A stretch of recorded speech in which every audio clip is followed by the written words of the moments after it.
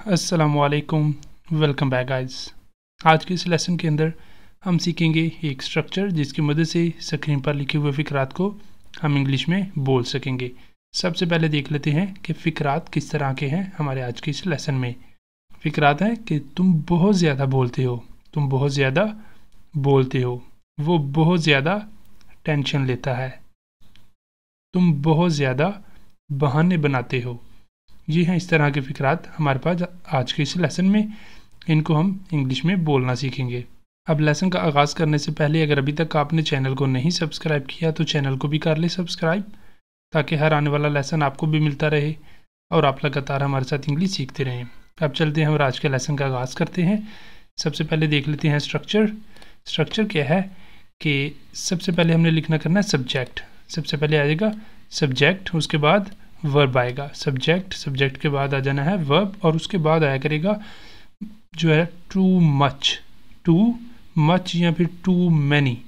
ठीक है, इन दोनों में से हमने एक का इस्तेमाल किया करना है, टू मच या फिर टू मैनी का। अब अभी बाद में देखते हैं कि टू मच का इस्तेमाल कब करना है और टू मैनी का इस्तेमाल कब किया करना है।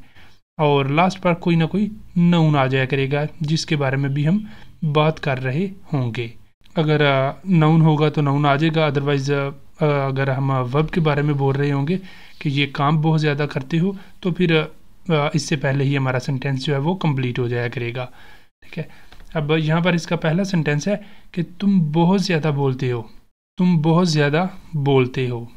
इस सेंटेंस के अंदर सब्जेक्ट क्या है? तुम। सबसे पहले सब्जेक्ट आ गया यू, सब्जेक्ट आ गया यू, उसके बाद वर्ब आना है। वर्ब क्या है? बोलना, टॉक। यू टॉक बहुत ज़्यादा, too much. You talk too much, तुम बहुत ज़्यादा बोलते हो। जब हमारे पास कोई चीज़ या काम कोई भी अनकाउंटेबल है, ठीक है, ऐसी चीज़ जिसे हम काउंट नहीं कर सकते, तो उसके लिए हमने यूज़ किया करना है टू मच। जो काउंटेबल थिंग्स होंगी उनके लिए हमने यूज़ करना है टू मैनी। ठीक है, ये आपने थोड़ा सा डिफरेंस जो है ना ये ज़हन में रखना है, इसे याद रखना है कि टू मैनी का इस्तेमाल कब करना है और टू मच का इस्तेमाल कब करना है। जब चीज़ें काउंटेबल हैं उस वक़्त टू मैनी आ जाएगा, जब चीज़ें अनकाउंटेबल हैं तो उस वक़्त टू मच आ जाया करेगा। नेक्स्ट चलते हैं अगले सेंटेंस पर। नेक्स्ट है कि वो बहुत ज़्यादा जो है स्नैक्स खाते हैं, वो बहुत ज़्यादा स्नैक्स खाते हैं। They eat too many snacks, they eat too many snacks.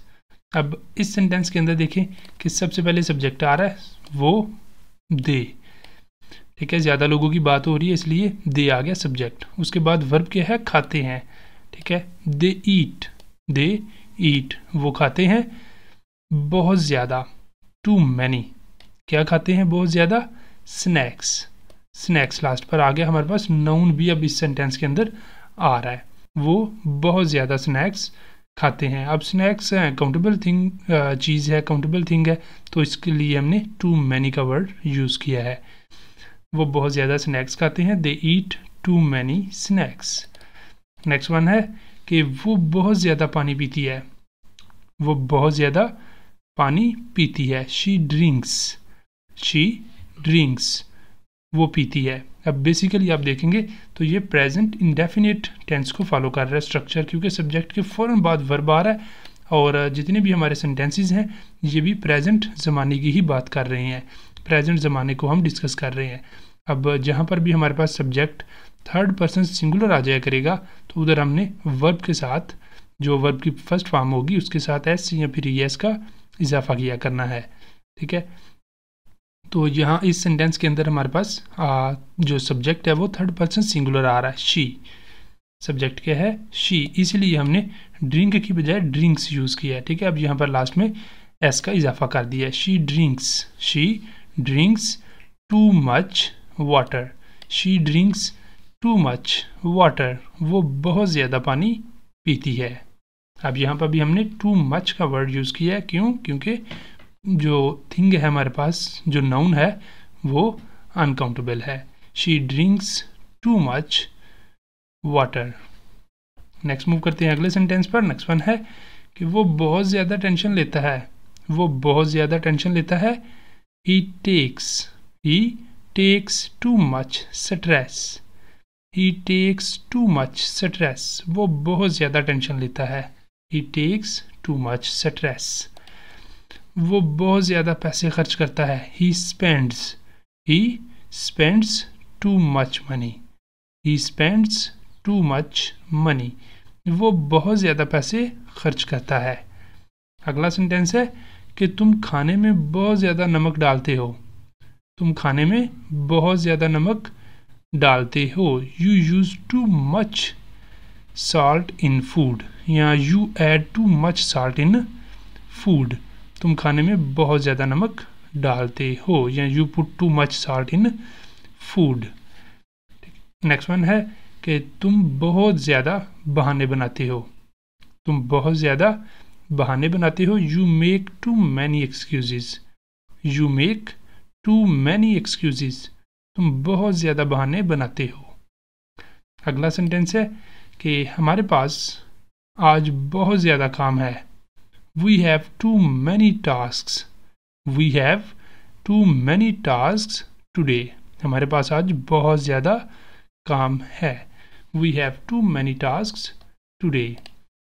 हमने बहुत ज़्यादा दरख्त लगाए, वी प्लांटेड, अब यहाँ पर देखें पास्ट की बात हो रही है, माजी की बात हो रही है कि हमने बहुत ज़्यादा दरख्त लगाए या लगाए थे, तो यहाँ पर पास्ट सिंपल टेंस को हमने फॉलो करना है कि जो सब्जेक्ट है, सब्जेक्ट के फ़ौरन बाद वर्ब की सेकंड फॉर्म आ जाएगी। अब यहाँ पर वर्ब की सेकंड फॉर्म आ गई है कि we planted too many trees, we planted too many trees, हमने बहुत ज़्यादा दरख्त लगाए।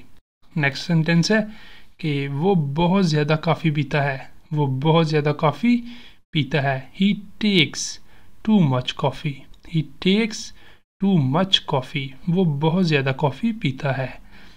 अगला सेंटेंस है कि तुम बहुत ज़्यादा फास्ट फूड खाते हो, you eat too much fast food, you eat too much fast food, तुम बहुत ज़्यादा फास्ट फूड खाते हो। नेक्स्ट वन कि उनके पास बहुत ज़्यादा सवालात हैं, they have too many questions, उनके पास बहुत ज़्यादा सवालात हैं, they have too many questions. अगला सेंटेंस है यहाँ पर कि उन्होंने बहुत ज़्यादा गलतियाँ की, उन्होंने बहुत ज़्यादा गलतियाँ की। अब ये भी सेंटेंस पास्ट का है, तो यहाँ पर भी हमने वर्ब की सेकंड फॉर्म यूज़ करनी है, they made too many mistakes, they made too many mistakes, उन्होंने बहुत ज़्यादा गलतियाँ की। नेक्स्ट वन है कि मैंने कल रात बहुत ज़्यादा शोर सुना, आई हर्ड, ये भी पास्ट का सेंटेंस है, I heard too many noises last night, I heard too many noises last night, मैंने कल रात बहुत ज़्यादा शोर सुना। वो चाय में बहुत ज़्यादा चीनी डालता है, he adds too much sugar in tea, he adds too much sugar in tea, वो चाय में बहुत ज़्यादा चीनी डालता है।